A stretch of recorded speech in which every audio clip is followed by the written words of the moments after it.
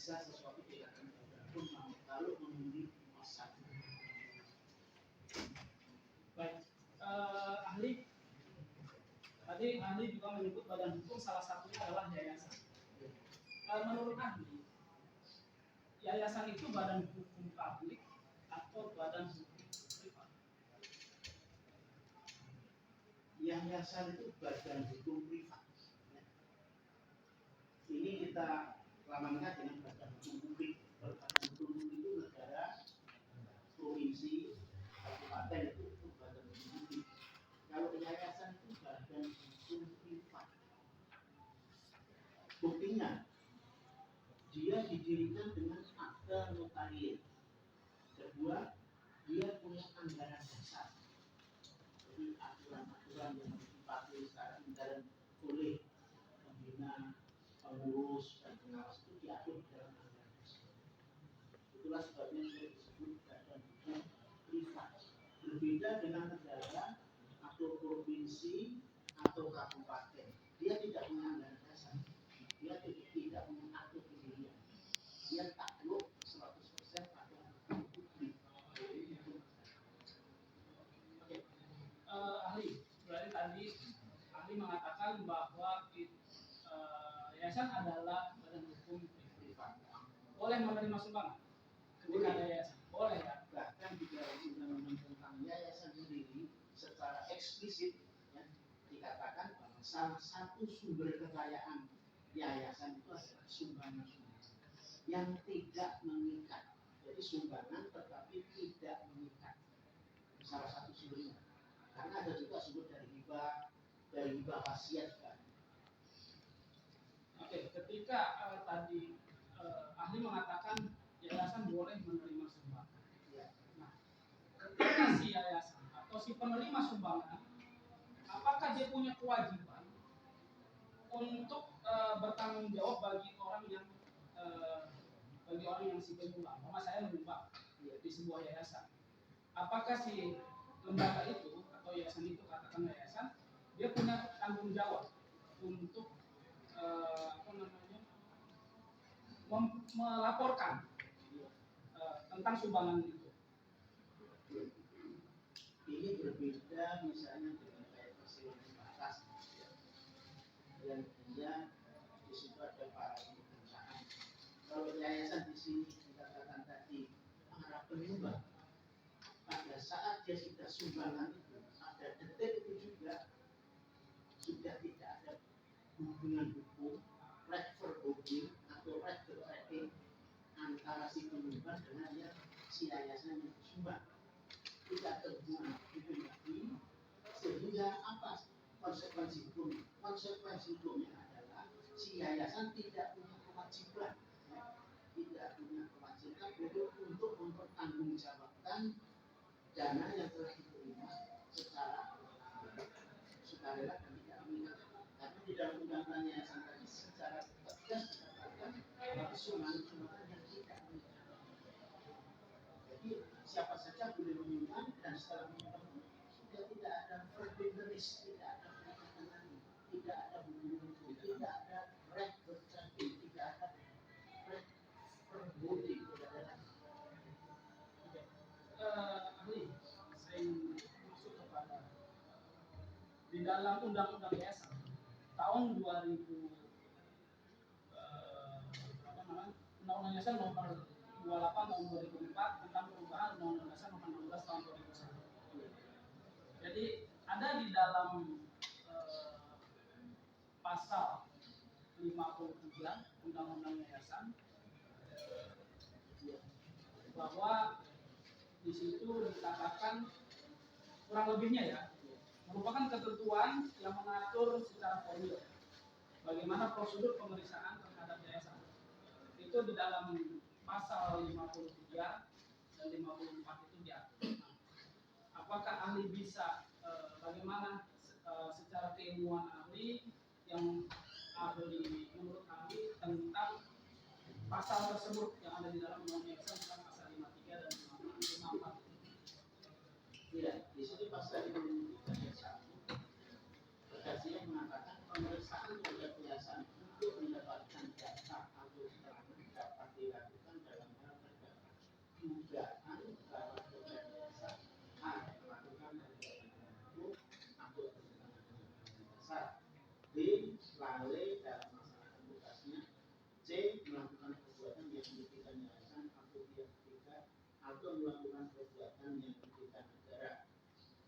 Ayat 2-nya mengatakan pemeriksaan sebagaimana dimaksud dalam ayat 1 huruf A, B, dan C hanya dapat dilakukan berdasarkan penetapan pengadilan atas permohonan tertulis pihak ketiga yang berkepentingan disertai dengan alasan. Di sini ayat 2 dikatakan pemeriksaan tadi hanya dapat dilakukan berdasarkan penetapan pengadilan. Artinya tanpa adanya penetapan pengadilan tidak bisa dilakukan pemeriksaan. Begitu juga ayat 3, pemeriksaan sebagaimana dimaksud ayat 1 huruf B dapat dilakukan berdasarkan penetapan pengadilan atas permintaan kesaksian dalam hal mewakili kepentingan. Jadi baik ayat 2 maupun ayat 3 ini tidak perlu ditafsirkan lagi karena di sini sudah jelas. Jadi secara eksplisit, secara tersurat sudah dikatakan bahwa harus diperlukan adanya penetapan pengadilan.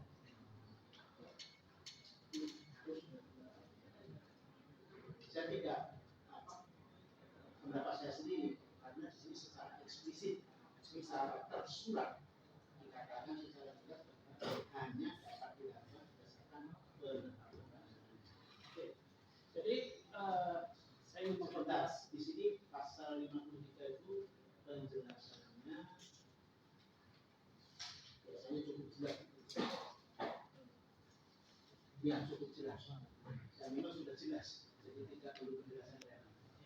Jadi ini bukan pendapat saya hanya membacakan dan tidak menafsirkan. Jadi pengertian di dalam ayat tersebut, manakala ada organ yayasan yang melakukan perbuatan melawan hukum, diduga melakukan perbuatan melawan hukum dan lalai dalam melaksanakan anggaran dasar. Jadi pemeriksaan itu, cara mendapatkan data pihak ketiga itu hanya dapat melalui penetapan pengadilan, baru bisa memeriksa yayasan tersebut. Prosedur yang seperti secara formilnya itu menurut pasal 53 dan bila mana ini bukan pendapat saya ya. Baik, bila mana itu tidak dilakukan secara formal itu, apa menurut pendapat ahli? Artinya hal itu berarti bertentangan dengan undang-undang berlaku.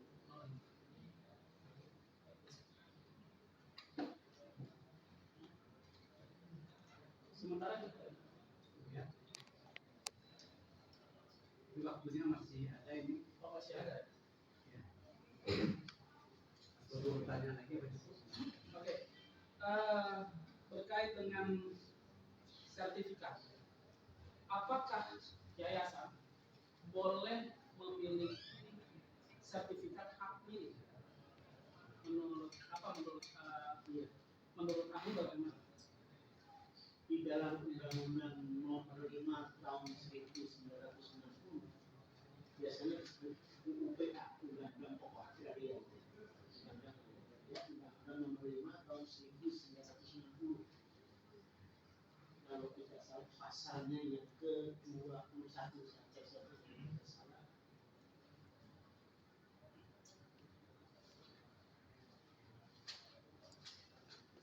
Ya, pasal 21 ayat 1, hanya warga negara Indonesia dapat mempunyai hak milik. Jadi di sini yang dapat mempunyai hak milik adalah hanya individu, yaitu warga negara Indonesia. Jadi bukan badan hukum.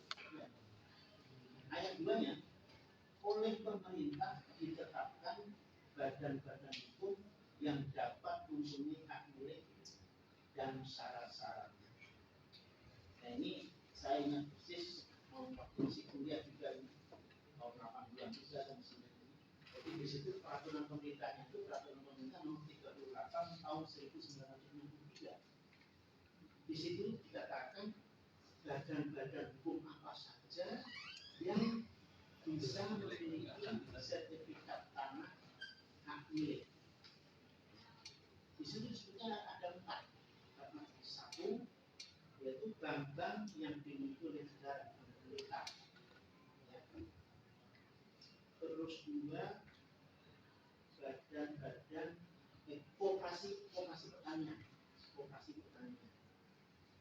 Terus ketiga, badan-badan keagamaan yang ditunjuk, saya harus ada ditunjuk oleh Menteri Agraria kalau sekarang BPN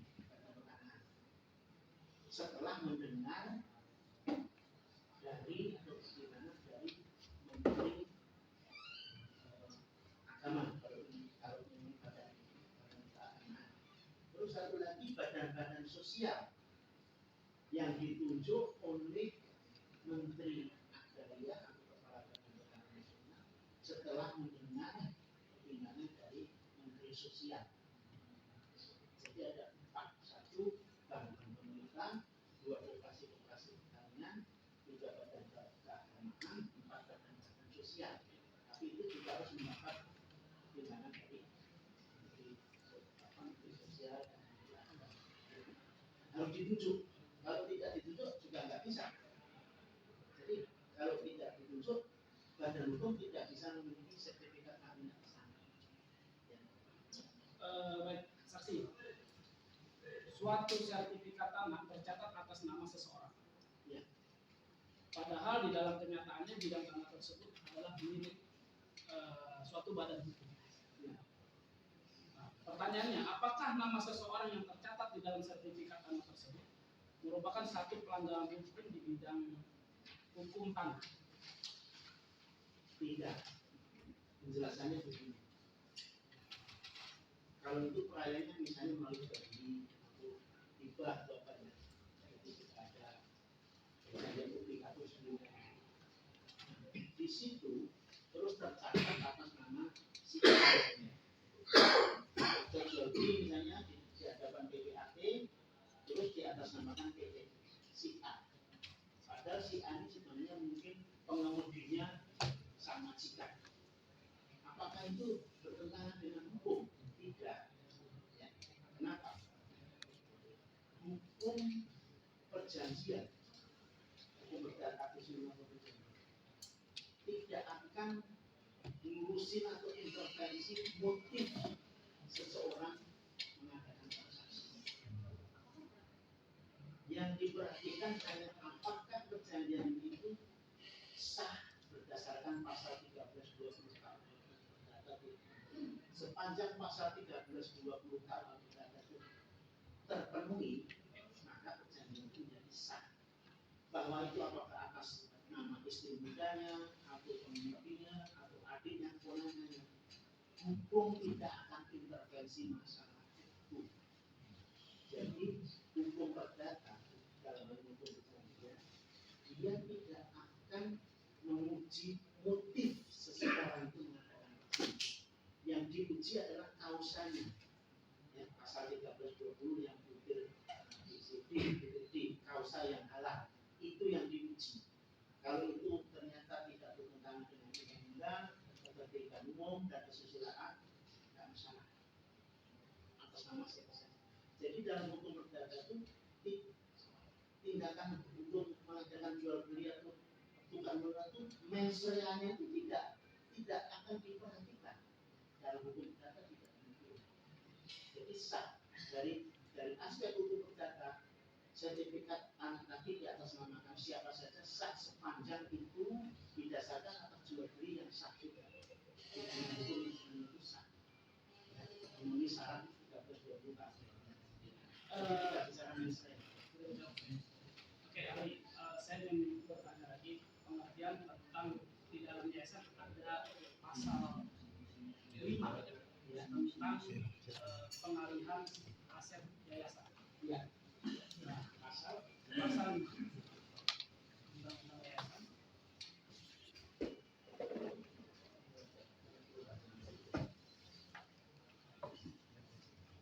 Ya, pasal 5 yang kurang lebihnya berbunyi mengalihkan aset baik berupa barang, ya, uang dan segala macam di situ ya. Nah, pertanyaan saya ini, bagaimana menurut Anda ketika ada satu ketetapan atau musyawarah di sebuah yayasan yang bertujuannya itu untuk menertibkan baik itu benda bergerak maupun tidak bergerak ataupun uang.